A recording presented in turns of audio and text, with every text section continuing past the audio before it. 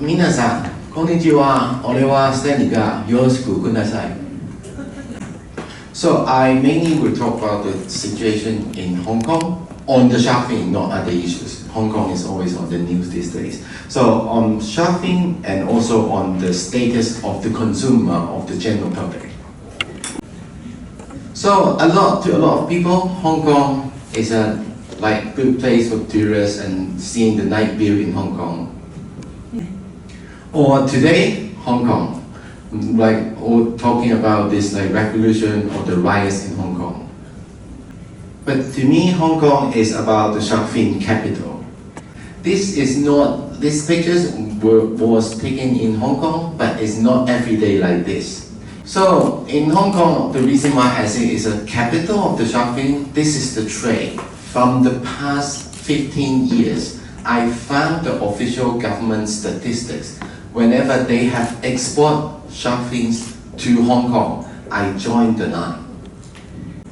So Hong Kong is a very, very small place in the world, but you can see, so for the past 15 years, over 125 countries or places, they have export shark fin to Hong Kong. So whenever we talk about shark fins, we are Hong Kong as a tiny place, we are consuming the world resources.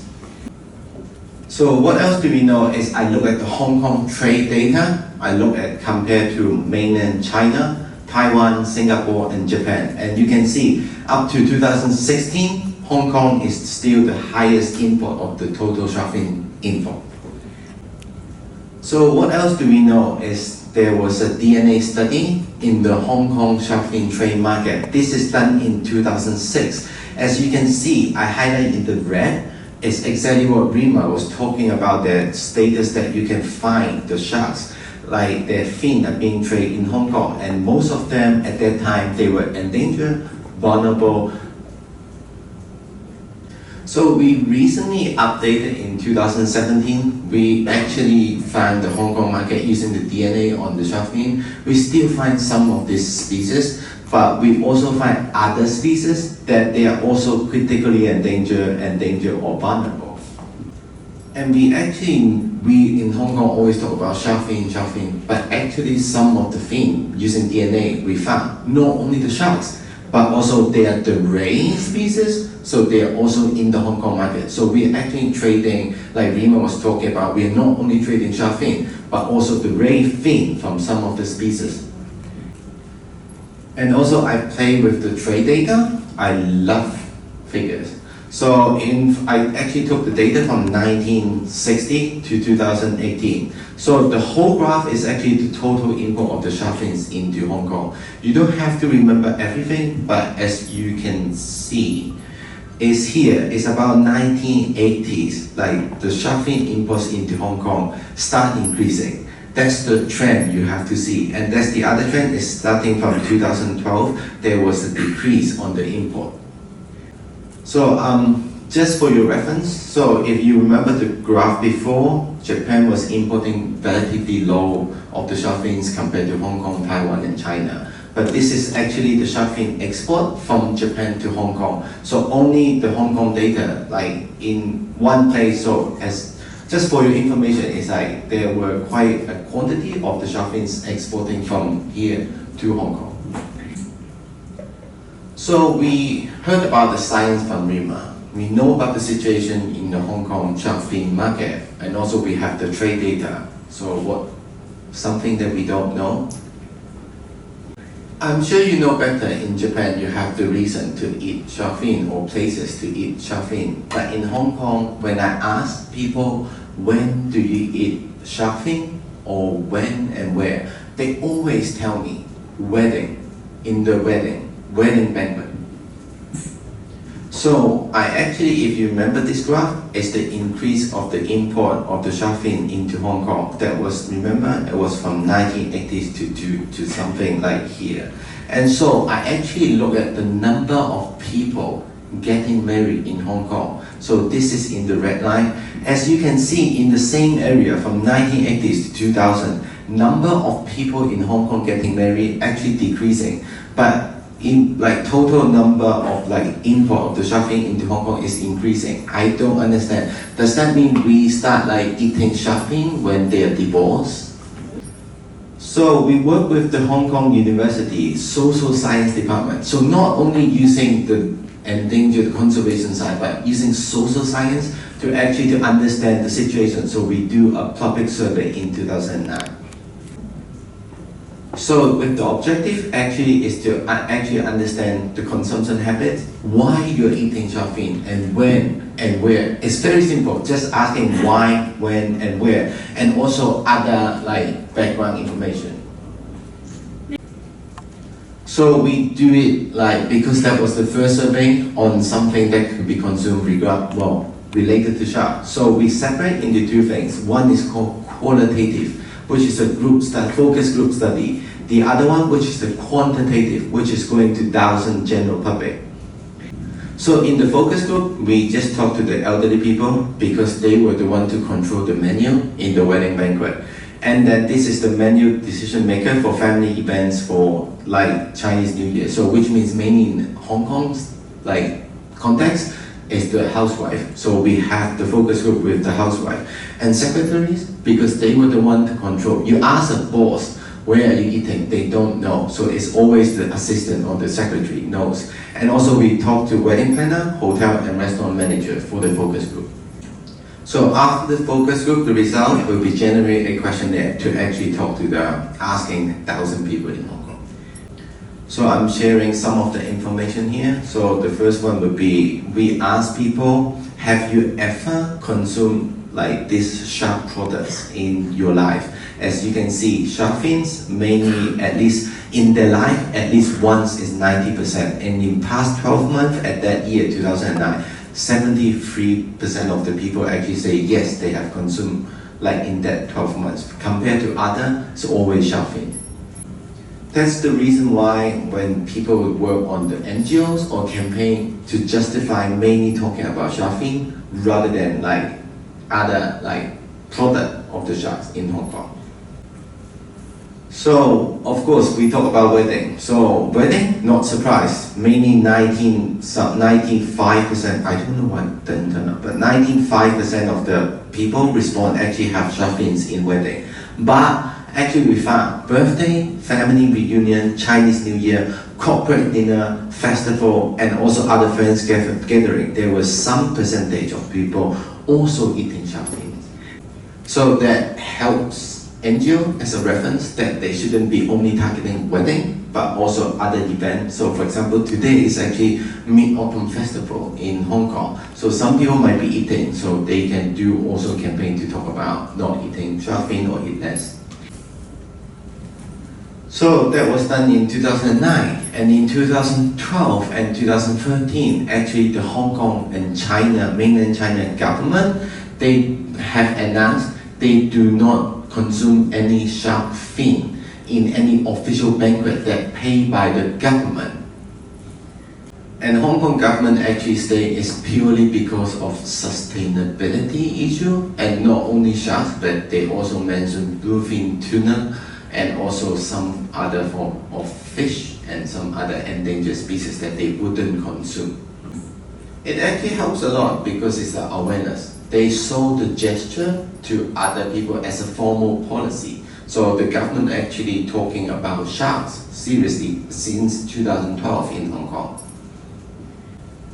Not only the government, actually I just want to show you what happened in the corporate side and general public. So there were different like NGOs in Hong Kong, they were doing different things on the campaign. So for example, this one would be related to shark fin, but not only on shark fin, but also on other animal species. So octopus, dolphin, that was done by one of the most famous like zoo and aquarium in Hong Kong. Ocean Park, they actually not only talking about shark fin, but also talking about sustainable seafood. So we see there's a government in 2012, they have done something, different NGOs has done something, and also the community also talks about marine conservation and sharks. So in 2014, actually we replicate the survey, but this time it's easier, only the 1,000 people, because we want to make it comparable to the 2009. It was very lucky. So the 2009 survey, we see it as a baseline. So after 5 years, right 2014, we want to see if there is any change on the consumption habit or on the people's perception. So in 2009 to 2000, versus 2014, so all the yellow would be 2014 and the blue bar is 2009. So as you can see in 2014, still the wedding will be the highest occasion for consuming shark fin. But as you can see, all the other occasions are still there, but there is a relatively decrease on the percentage of the people actually eating shark fins compared to 2009. So that's the other figures that showing this situation. It's like in 2009, we asked the people the consumption frequency. So most of them in 2009, more than 50% of the people actually stay the same. So not decrease or not increase on consuming shark fins. But in 2014, actually most of the people, actually they said they decreased their consumption on the shark fins. So, and then also in 2014, as you can see, there was 16% of the people actually say they stopped consuming shark fins in the past 5 years, which is in 2009, we never had that before. And then we further asked the people who answered decrease or stop eating, we asked why. And then if you remember, I said we asked why they decrease or they stop eating. As you can see, environmental concern actually is the most important reason why they stop consume compared to cost, taste or other concern. And we also asked if the degree of acceptability is do they accept to have no shark fin soup at the wedding banquet? And actually most of the people they say they accept. I'm sure we know Hong Kong these days we don't agree a lot with the government policy, but at least on the environmental side. So on the environmental side, we ask the people, do you accept the government actually do not serve shark fin soup at all the official banquet? Most of the people actually like this kind of policy related to environmental issue. And also we ask the general public, as you can see, the government, actually the general public see as a most important stakeholder rather than the industry people, which is we were surprised. So that's why it helps us to actually formulate our, not campaign, but formulate our strategy actually to work with the government to talk about policy change in Hong Kong. However, we also asked the general public in Hong Kong, is the ocean has an unlimited supply? And surprisingly, actually 25% says in Hong Kong that oceans has unlimited supply of the resources. So this actually are quite interesting. So how we have to formulate education on the general public on the ocean's resources, actually there's a limitation. So we need to talk about sustainability. Also, the other thing is that we found it's good that we use the general public actually do not want to eat or do not feel comfortable for eating endangered species or fish. However, in Hong Kong, we don't have the labeling law on labeling the endangered species or not. So that's why in other work that we are trying to do is push for labeling, and then people or consumer actually understand what they are eating. So you have seen the government side, the general public. How about the corporate? So this is actually in 2011. So all the Hong Kong hotel, we did a survey of those high-end hotels in Hong Kong. We found at that time, 2011, only 4 hotels, another 4 hotels, total 8 hotels, they have some sort of policy on the shark fin related. For example, this one would be they don't serve shark fins completely. And these other 4 hotels, they have the policy. Their policy is they remove the shark fins from menus. So, but if the customer come and request, say, I give you $1 million, I want to eat shark fin, they will help to fulfill the request. It's good to take out from the menu so people cannot see or don't think about it. But if you request, you can still have it. At that time, these 4 hotels. you remember we have been talking is the time frame from 2012 and afterward. So actually after the government's gesture, general awareness, and also the NGO, different NGO have been talking, and also on the world news they're talking about Hong Kong as a shark fin trade and endangered species of sharks.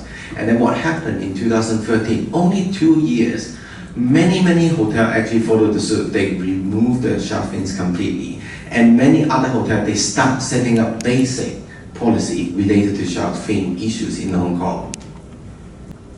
So this year, we re-update the whole survey into the hotels again. As you can see, actually many more hotels actually join to do something. The reason why I'm showing you this is actually things can happen and change quickly. If they get the information and they get the correct situation, like giving the example of the Hong Kong of the corporate side, they can change so fast in just 2 years and 3 years. And now with some of the hospitality industry in Hong Kong, so like the zoo and aquarium in Hong Kong, now they only serve sustainable seafood inside the park. Not just on shark fin, but sustainable seafood now. This is also can be an example for the place in here. Is one of the hotel, they actually has a procurement policy. The procurement policy talks specifically what they buy. Has to be not in the IUCN red list threatened species that Rima was explaining, vulnerable, endangered, or critically endangered. So whatever they buy, they shouldn't be in that category. And also following the WWF Sustainable Seafood Guide, that the whole company they set a time frame that they have to follow within 2020, which is next year. So we also asked, actually in the survey, we also asked the people about the alternative. So as you can see, the people suggest other things as alternative, but we have to be very careful. The reason why I say that is using other alternative that could be endangered species, like some of the sea cucumber, fish maw, which is like the fish gas bladder, that could be coming from endangered species as well. So that's why we want to help. Remember, we want to help one species, in this case sharks, but we have to be careful of the also alternative option, not to kill endangered other species. So you have seen some of the situation in Hong Kong. Some people see it as a successful story, but what we see, we understand is the job hasn't finished. So one is the decline of the shark fin imports into Hong Kong. That could be also because there are no more sharks to support the shark fin trade. So there would be also decline. But we see some good things. We also understand the works that we have to follow. As long as we still have the legal trade of the shark fins, we actually seeing this illegal things coming into Hong Kong. That's why it's really important to regulate, and that's why it's also really important to have CITES to implement properly in Hong Kong, because in Hong Kong, only the CITES can help regulating the trade of the shark fins into Hong Kong or getting out from Hong Kong. And that's other reason why we love Rima so much. So she will come to Hong Kong and they do training with our AFCD, which is like the Agriculture Fishery Conservation Department. They were the fishermen, fishery people to control, and also working with the custom. I don't know in your context, in Hong Kong context, custom is the first one to see what's coming into Hong Kong, what's getting out from Hong Kong. So they were very important. Not only the fishery people have to know, but the custom actually involved. So we send Rima to train the people to see what is legal species, what is illegal species. So Rima has a special power you can try and test. Basically, she can identify just from the fin back to a species, what are they from, are they illegal or legal. So you can try later, but not now. So since the training and also the implementation in 2014, actually since 2014 to 2018, I haven't had the data for 2019, but up to that year, there are more than 5 metric tons of just fins. No body, no shark meat, just the fin weight. 5 metric tons has been seized by our government. So you can see the Hong Kong government actually wants to do something and trying to be not only be part of the problem as Hong Kong, but they try to be part of the solution in this case. And also, as Rima mentioned before, so there are just new shark species are being listed into the CITES. So we still need Rima to come to Hong Kong. And if you need her, you can make her stay in Japan and then to train your people. So we still need Rima to come to Hong Kong regularly next year to actually come and train our officer again.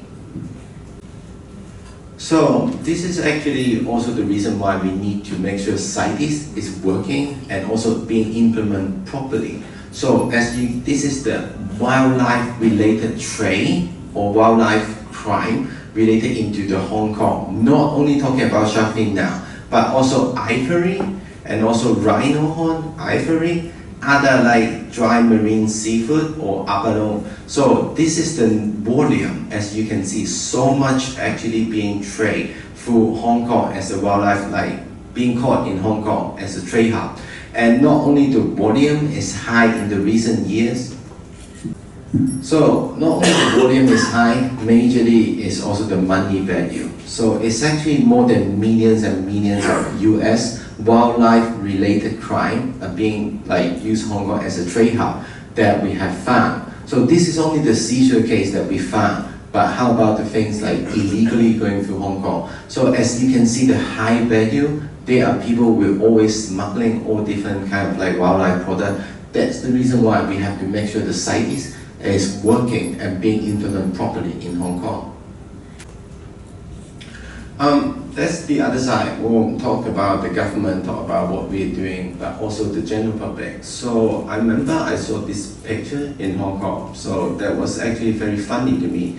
I'm a diver and I dive to see the fish. Apparently they dive to eat seafood in Hong Kong. And also I found the cake. I don't know why we are obsessed with seafood in Hong Kong. Why do you have a seafood-like cake? How much we like seafood, this is to show you. So I don't know how many of you actually know what this is, so I have to explain. So when our ancestors die, we believe in the Chinese culture, including Hong Kong and mainland China, we believe we burn something and then it's like a messenger sending them to heaven so they can use. And I, as a person, they have a high demand of seafood, I totally understand. But I didn't know even they die, they still want to eat shark fin. So not only the shark fin, apparently we die, we still want to eat lobster, and then the grouper, the fish. The reason why I show you all these pictures about the demand is actually Hong Kong has a high demand of the seafood. So this is actually done by the United Nations, FAO, Food and Agriculture Organization. That this graph is not talking about all the country. If you want all the country, you can go to their website. But I highlight some of the country, talking about the seafood per person, per year, per kilogram that they consume.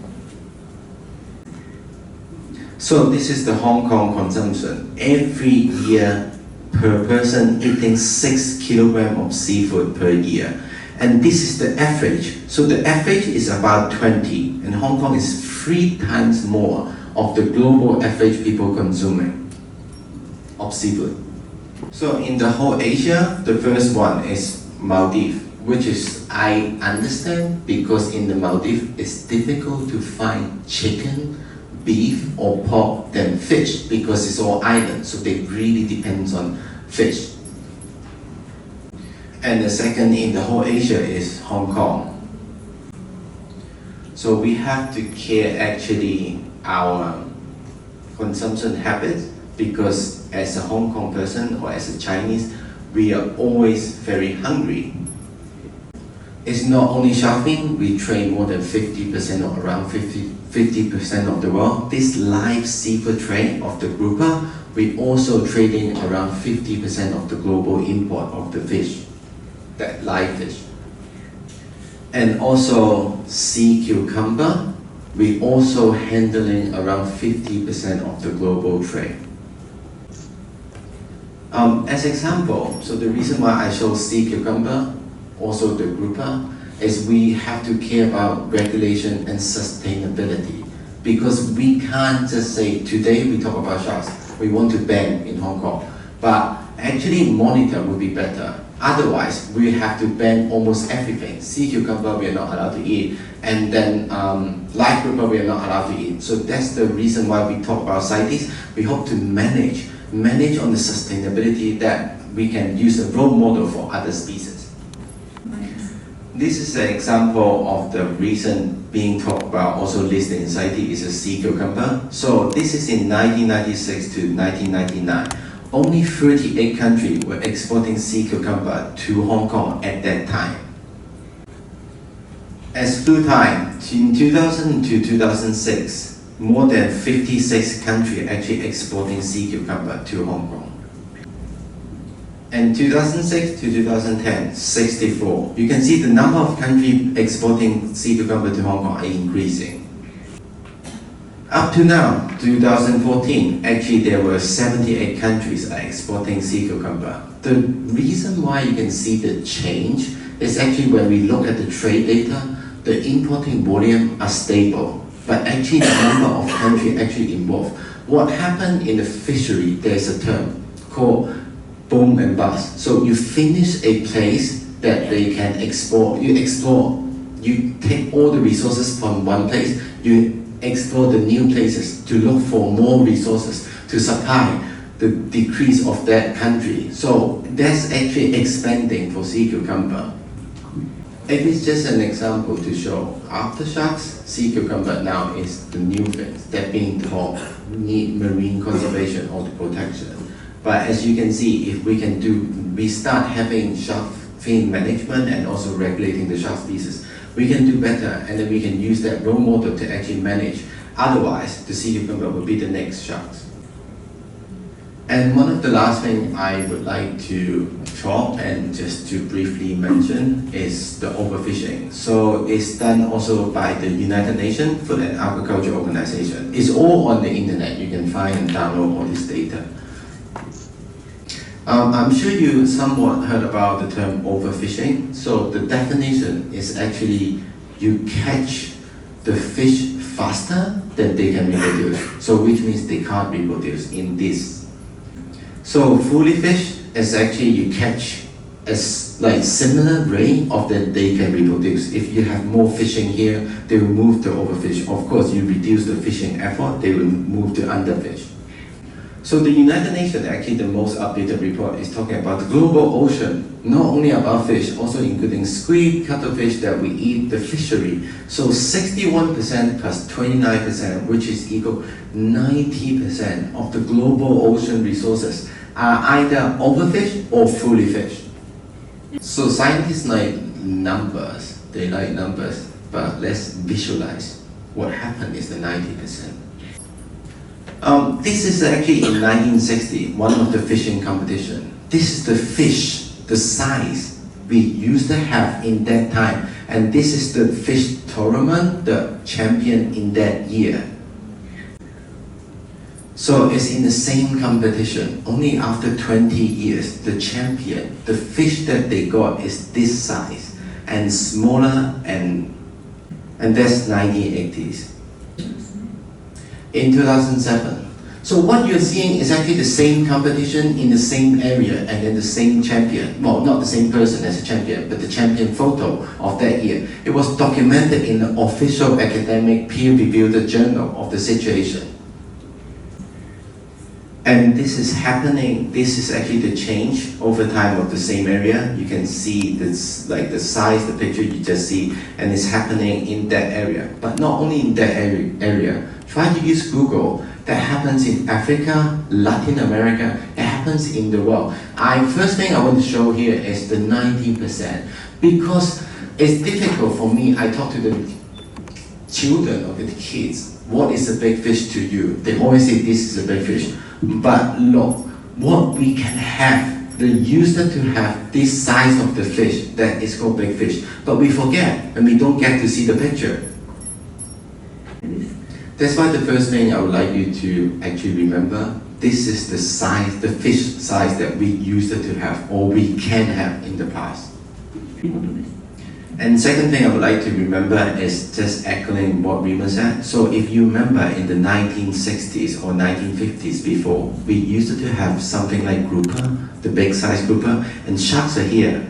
But in here, actually the species are totally changed. Species change to other like snapper or other fish species. So if you remember, Rima was talking, sharks has relatively long life cycle of like their whole life cycle. So long or short is always relative. Compared to this, it's always a short life cycle. If we don't do anything, what I can imagine in the future, we can only have sardine because they have like really short life cycle compared to sharks. The long life cycle species are always the first one to disappear or they were gone. So that's why it's important now people talking about predators, so we're about sharks, tuna, and soon we'll be talking about grouper. That's why it's really important for us to actually manage and make it proper, like sustainable.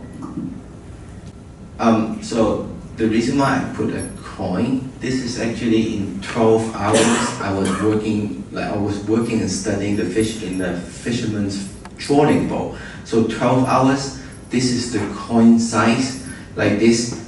The 12 hours, most of the catches in Hong Kong waters are like this. So this is also example to showing what we lack in the Hong Kong waters. Of course, Japan is much better. You still have bigger fish when I saw in Okinawa for diving. So I hope like we can manage like the fishery sustainable.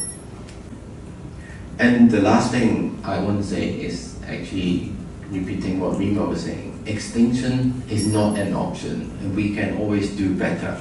And we don't want to be the remember one as the generation that ate everything or finished. Thank you, like JWS, and thank you all for coming today. 今日はご来場いただき、ありがとうございました。